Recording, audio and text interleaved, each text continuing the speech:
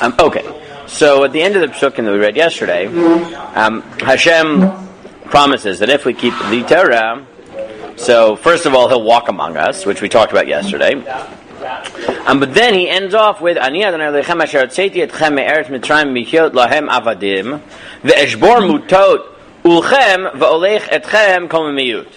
And so let's try translating that pasuk. Okay, I am Hashem your God who took you out of Egypt from being slaves to them, right? And I broke I broke your yokes, essentially, right? And I made you walk, or I allowed you to walk, enabled you to walk. Komemiyut. What's komemiyut? Like upright. Upright, right? Rashi says komaz kufa. Right? That's awesome. Oh, kasha. Okay. Now tell me but tell me what exactly is pshat in that pasuk. I mean, what is the point of the pasuk? Oh, right, meaning it's. You owe me one. What? You owe me one because I saved you. No. Specifically that last framing. Oh, you're not an animal, I guess. Right. So that's what it. Right, if we read it carefully, the Sforno has probably developed this the most extensively in just a few words. I'll read it again. Right, it's I took you out of Egypt to be slaves, right? From being slaves to the Egyptians. Right. But now it's clear in Bahar and Bechukotai that what was correct. Right, this is right. I think if you want to develop it, what you have to realize is.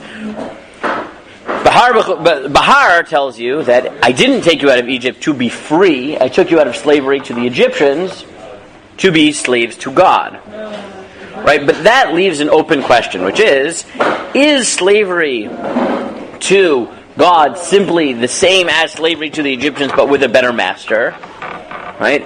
Or is the nature of the slavery different? Right? Meaning, what are we thankful to God for? Right? Is it simply that now we're serving God, so the slavery that we manifest has ultimate purpose? Right? Or is it that the expectations of God, the taskmaster, is not the same as the Egyptian one? So this pasuk comes to answer that. Right? Why? Because what was the nature of the slavery in Egypt?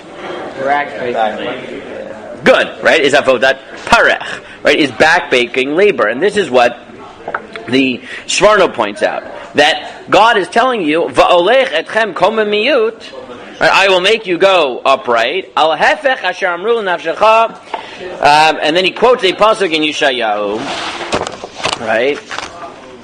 So if you go to Yeshayahu in Perek Nun Aleph, pasuk Chav Gimel.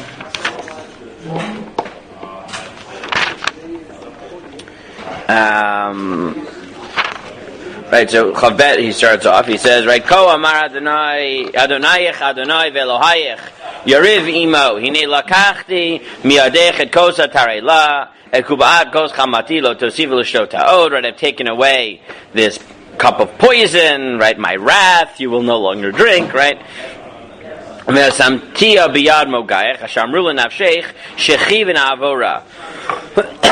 V'tasimi cha'aretz gevech v'chachutz la'ovrim. And I will, right, and I will instead give it to those your oppressors, who had said what? Who said, lie down so we can walk on your backs. Right. So in Yeshayahu we describe that sort of the paradigmatic, the quintessential enslavement, right? Oppression is where literally they would make the people who were subservient lie on the floor and walk on their backs, right, as a sign of their mastery, right? So the Sforno notes that, or seems to be saying that komem miyut is al hefech that. Now it doesn't make any sense for that to be al hefech. What happens in Yeshayahu, right? So what is he making clear? What does the Sforno seem to be saying? It's the hefech of what? Egypt. Of Egypt. Mihyot lahem avadim. Meaning when you were in Egypt, the nature of the slavery was like the type of slavery or oppression described in Yeshayahu. Was that the point of the slavery was to break you, right? Was to make you bent over. But in order to make us the slaves of God, he broke Eshbor Mutot Ulchem. So what's Mutot Ulchem? Right, so the Mefarshim note. Right, so Chizkuni, for example, says this. Ha'ol she'em matero shechem tzarechem klape aretz. Right, it's like an ox. Right, what does it do? What is the effect of the yoke? It forces your face down. Right, so what he says is, I broke it. That which was pointing your neck down,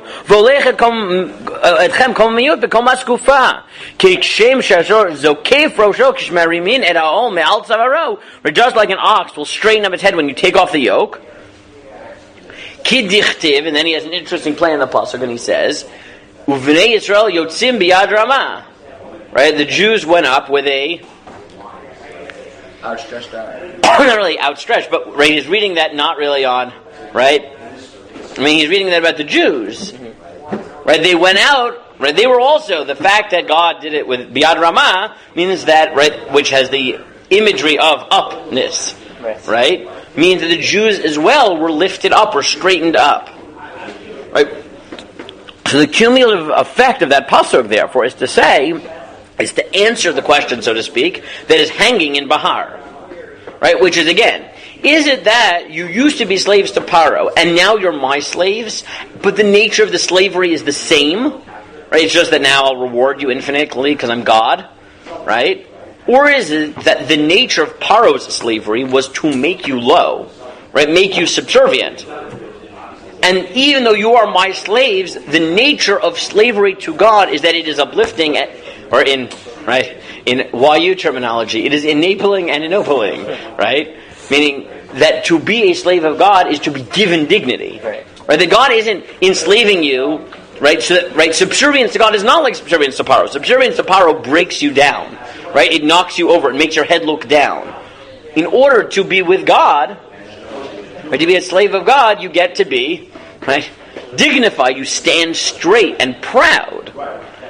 Right, now, obviously, right, many people have talked about this a lot. This is like, the dignity of man, which is like, the two branches of the Musar movement, right? One is how bad is man, and the other is how great is man, right? Which is obviously different psukim that you'll find in Tehillim as well, right? Ma'enosh ki tizkarenu. On the one hand, you're nothing, but on the other hand, despite the fact you're nothing, God paid attention to you, right?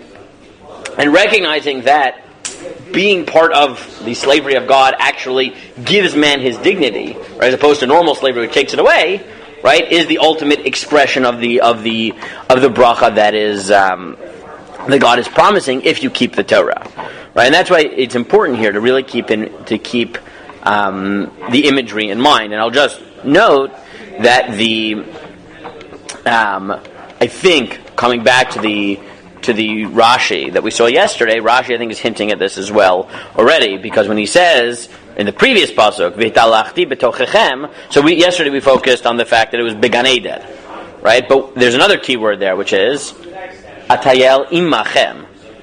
Right? God's promise is that I will walk with you.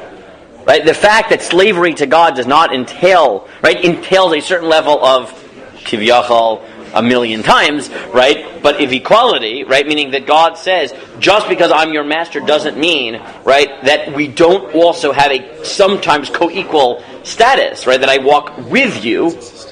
What? What? Right? I think that's the other part of Rashi that's important, right? Is that the promise is Atayel imachem, right? I'm not walking with you and whipping you and you're taking my chariot, right? It's that if you keep my Torah, right, the act of subservience creates a certain level at which we are in a horizontal relationship rather than a vertical one, right? And just to sort of finish this point, this is the complexity. Ramosha Lichtenstein loves pointing this out, right? That the complexity of the way that of Tanakh describes God, I think I've talked about this before, right, is playing on this, right? That purposely Tanakh doesn't pick one metaphor to describe the God-human being relationship, because it's not reducible to one. So there is the slave-master mashal, and there is parent-child, which is a vertical relationship, but there's also husband to wife, which is by definition a mutual relationship, a purely horizontal relationship, right? What?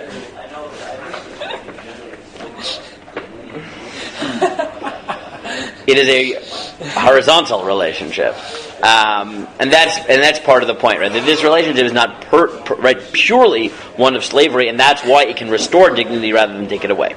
Okay.